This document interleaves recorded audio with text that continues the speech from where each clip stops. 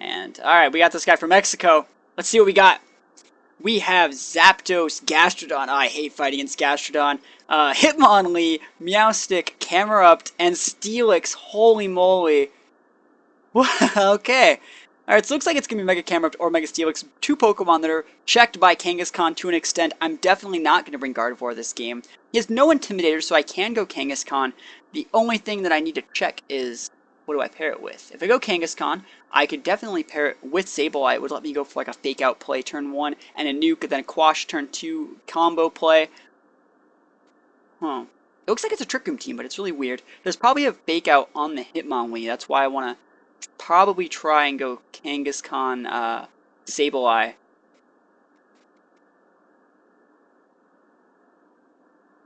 What can he do to stop me? Like, what does this guy have that I don't want to bring Sableye. I want to just, like, steamroll him with pure power. If I go Kangaskhan Arcanine, like, I have the deep. They're there. Also, let's just do that. Let's do the same thing we did last time. And then, I don't really need Sableye at all. It doesn't really do anything for me this game. I will bring Aegislash. Now, Landorus is a maybe. Let's bring Landorus. He has two Megas that are both weak to Landorus. Let's just bring it. So we're bringing the same things. Alright, Crazy Dino 123 says, I shine. Do I have a YouTube? Yes, I do. If you scroll down on my channel, there's a link that says YouTube. Check that out. I upload videos every single day. Bunch of cool gimmicky teams, bunch of standard teams, bunch of tournament reviews. And you can check that out, and I'd really appreciate some feedback on some of those videos. So we have Hitmonlee and Zapdos, potential Fake Out Tailwind from this guy, old school stuff leading right here. And remember, Hitmonlee's probably going to pack that normal gem, so it's getting like a speed boost, which makes me think that, actually I might not Tailwind here, but we're going to try and keep him honest. And we're going to go for the Mega, obviously. We're going to Fake Out the Hitmonlee. And you say, why would you Fake Out Hitmonlee? He's probably Fake Outing, you probably want to Fake Out that Zapdos so we can't get a Tailwind off.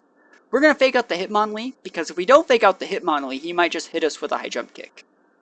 I do not remember if Hitmonlee gets high or Inner Focus as a hidden ability. If it did, it would probably be used more. So we're going to hope Hitmonlee doesn't have Inner Focus. I think Unburden is its hidden ability. And I think we're just going to nuke that slot. Yeah, we're just going to nuke the Hitmonlee slot. And just see what we can get out of it. Alright, so we're going Mega here. Gaining Parental Bond. Bam! I can't believe I'm using Kangaskhan 2 times in a row. That's not the way I like to play. So I get the Fake Out off. Looks like he just was going for the Close Combat or High Jump Kick. Looks like we're almost going to one-shot a Hitmonlee with Fake Out. That is crazy. He's going to get the flinch. Thunder is going to come up from Zapdos, though. Remember, that has a 30% chance to Para. I really hope it doesn't happen. And no Para. That's actually huge for me. So we're going to finish off the Hitmonlee turn. That is the big check to my Kang. Next turn, I'm probably switching out my Kangaskhan for Landorus, getting Intimidate, and letting Arcanine get a free attack on something. So that's my plan for next turn. Let's see if it works out. It's funny, most people just expect Arcanine to be such a wall, because that's the standard set. This Arcanine set that I'm running would probably be much better on an Entei, but Entei doesn't have Intimidate, and that's the reason why I run Arcanine. I also liked using Entei with Extreme Speed back in the day in Gen 4. I have Extreme Speed on my Arcanine, and the new Enteis can't run Extreme Speed, so that's why I'm running this set. We're going to switch Kang out here. We're going into Landorus to stop the big Thunder play, and we are going to go for a Flare Blitz onto that Zapdos slot. We're going to choose to ignore the Meowstic, hoping that it only goes for like Thunder Waves and maybe Reflect. Worst case scenario, he goes for Reflect. So we're going to see what happens. Normally, when you're in this type of situation, and they send out a support Pokemon like Meowstic that has almost no type of way to be offensive at all, you normally want to ignore them. If they lead with it, you might want to try and get it off the table early so you can potentially like take apart any type of setup they have. But in this case scenario, since they're sending out their support Pokemon so late, that means they only have potentially one more offensive threat. That means you can ignore the support Pokemon, take out the Zapdos, which is the primary offensive threat, and then it's pretty much 3 or 4v1 on their last offensive threat, leaving the Meowstic all alone. Alright, so we're going into Landorus here. We're wasting an Intimidate here. It's not really the biggest of deals, but we are trying to switch in on a Thunderbolt or a Thunder. We switch in on the Thunder, but he targets Arcanine instead, so pretty good play. I guess I was playing pretty predictable there. Almost KOs on my Arcanine. I will go down to the Flare Blitz recoil, and we're going to see what the Meowstic's going for. Looks like he's not going for a Prankster boosted abilities, probably going for a Psyshock or a Psychic. Hopefully he's not going for an Ice Beam, that would suck. Goes for a Trick Room. I was going to talk about this from the team preview. It looked like he was potentially running Trick Room, so I think I'm completely fine. We are going to send out Kangaskhan. We're going to fake out that Zapdos, pick up the KO, U-turn on that Meowstic, save our Landorus for later, send out Aegislash, the best Pokemon in Trick Room, and I think it should be fine. That's how we're going to do it.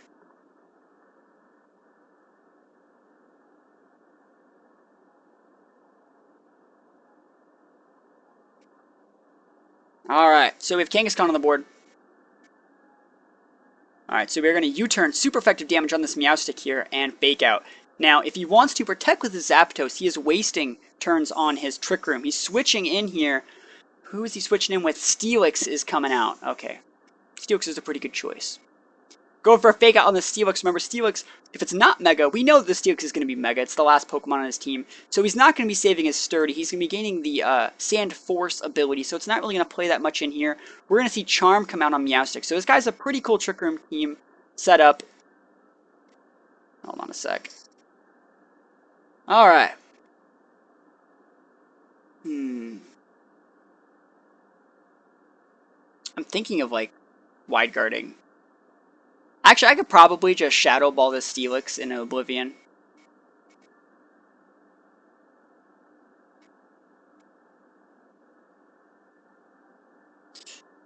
Alright, so we've seen Trick Room and Charm on Meowstic. I should have talked about that more in Team Preview. The fact that his only Trick Room setter in this really obvious Trick Room team was the Meowstic, but I didn't really think I'd let him have a chance to get it up, so that is my fault. We're going to go over that in the replay.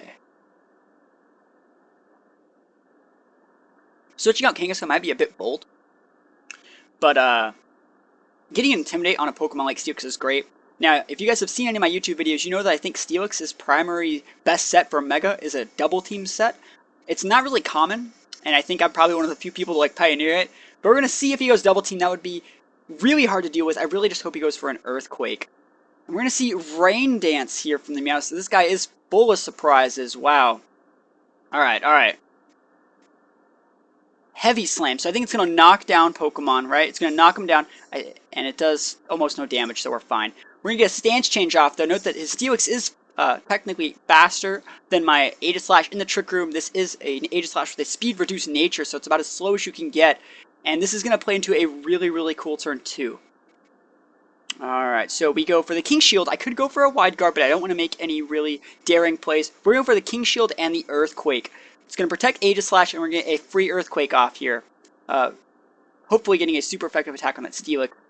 See you later, Crazy Dino. Hopefully you can tune into the YouTube channel. Really appreciate that. Alright, so we see him go for a Light Screen here. Light Screen is a very good play.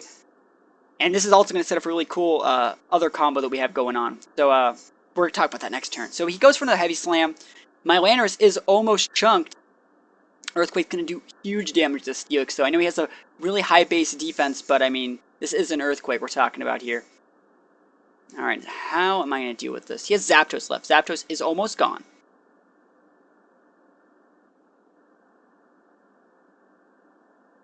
I do not want to fodder my Kangaskhan for this. Actually, I do. I don't think his Zapdos can hit my Landorus. We've seen Thunder, so we're going to see what happens.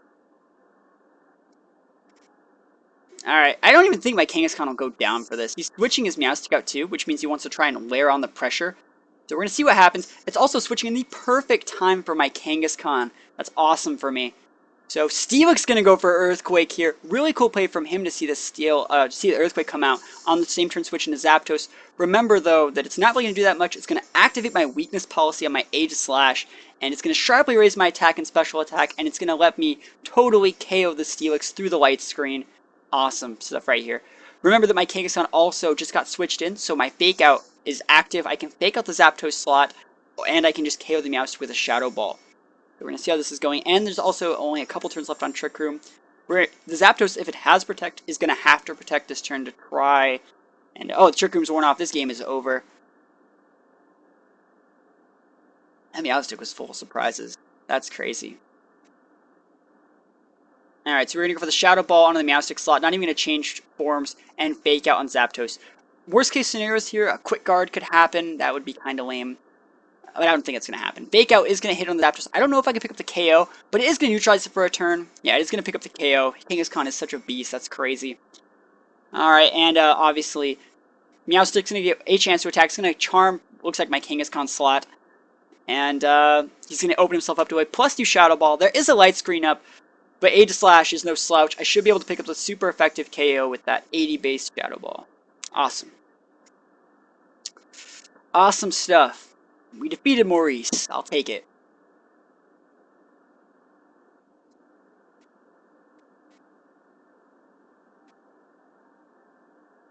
Alright, so we got to save the battle, and remember, what we're going to do now is we're going to go into the replay vault, and we're going to check out what we could have done better, because there are a bunch of things we could actually learn from that game. How's it going, DJ Singletone? Yes, I do have a Twitch channel, and I'm working on your team, so while we're going into the replay thing, I have to talk to DJ Singletone. I made it... I should just do this. I like using my hands when I talk, so it changes things. Alright, going to the verse recorder here, and I'm going to explain what I was going to say. So DJ Singleton wanted me to play a few set of games with the team that he made. I played Pokemon Showdown games, and I played games on my 3DS. So I have a ton of videos. I have, I think, a week's worth of videos that are coming out probably in a few days for your team, DJ Singleton. I know you've been very patient. So, getting back at hand, we have the game I just played against Maurice, who's using Hitmonlee, Zapdos, Meowstic, and Mega Steelix Pokemon. You don't really see that often, Mega Steelix, versus Kangaskhan, Arcanine, Aegislash, and Landorus. I think about the exact same 4 Pokemon in the exact same order. So, pretty hard. I just read the thing. I just read the chat that said hard talker. Whitezone, you got me hecka bad. You got me. I was like thinking of what I wanted to say, and Whitezone posted hard talker, and it just messed me up. So anyways, I feel like I led correctly. Leading Kangaskhan Arcanine into this versus Kangaskhan Sableye, which is what I wanted to lead, would have led into a very defensive turn 1, which against a team like this, who has potentially only one Trick Room setter, I wanted to be very aggressive. I wanted to potentially KO Pokemon on the first turn, which I accomplished. Also, Arcanine is a great Pokemon against almost every Pokemon in his team. It's great against Steelix, it's great against Zapdos, it's great against Meowstic, it's great against Hitmonlee. It's not too great against Camerupt, but that's why we have Pokemon like Aegislash and also Landorus in the back to follow up with it. So we're going to get into this game, and I'm going to go over what I could have done better versus what I already did great. Overall, I think I did pretty good this game, so we're going to talk about it. Alright, Arcanine and Kangaskhan are my leads for this game. Like I said, I wanted to be very, very aggressive and potentially gimp one of his Pokemon first turn, not letting him set up a Trick Room or Tailwind, and just gimmicking someone right from the start.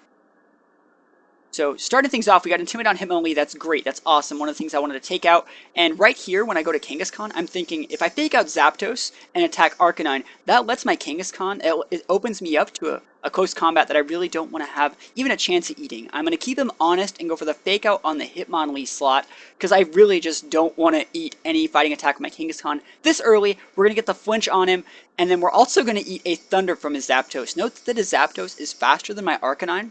I know Zapdos has a higher base speed, but it just goes to show that he's put like a little bit in there, I would assume, because it's we saw that Hitmonlee flinched before Zapdos did.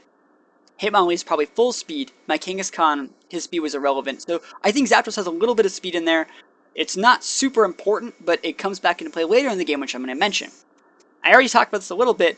Meowstic coming out here pretty much means that I can nuke the offensive threat in Zapdos for the rest of the game.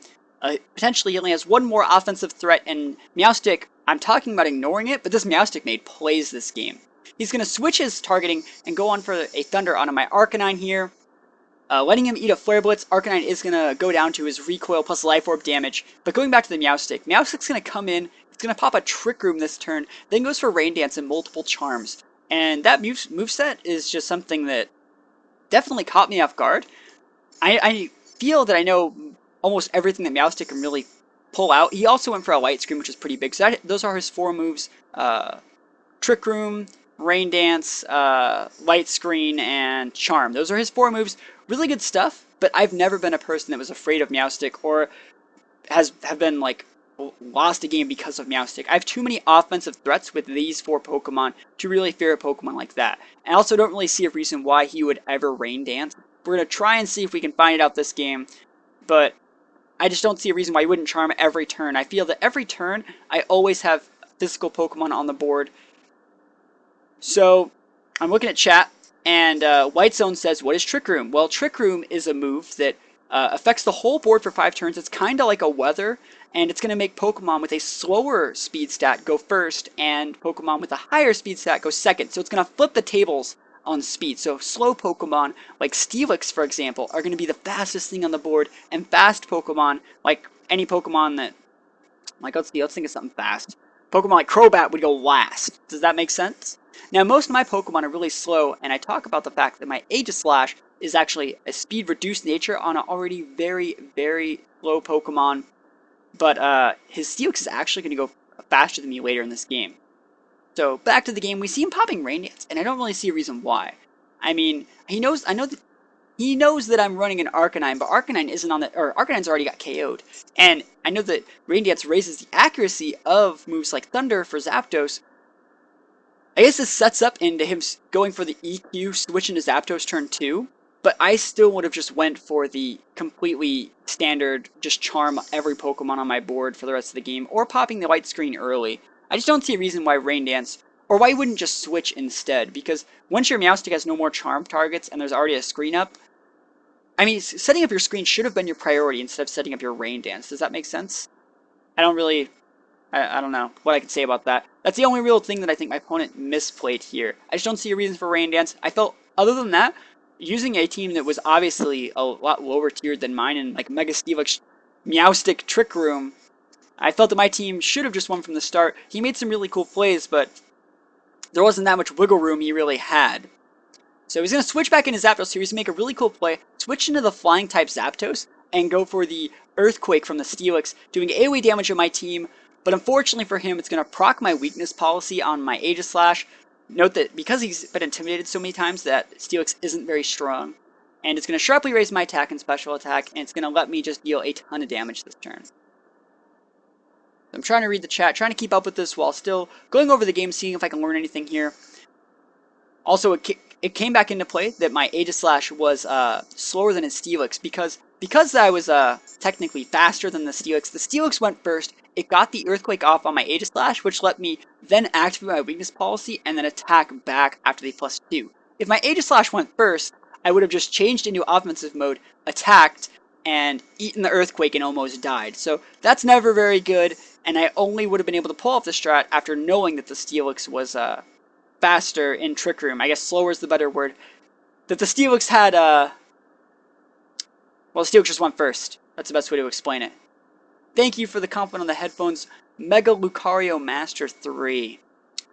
Alright, so Meowstic's gonna go down, and was that the game right there? Yeah, so that was the game. I probably could have talked about things that I could have done better, but overall, I felt that I checked the Hitmonlee. That was priority number 1. My opponent got the Trick Room on me, but looking at the board when it happened, I couldn't have stopped it from happening at all. There was nothing I could have really done.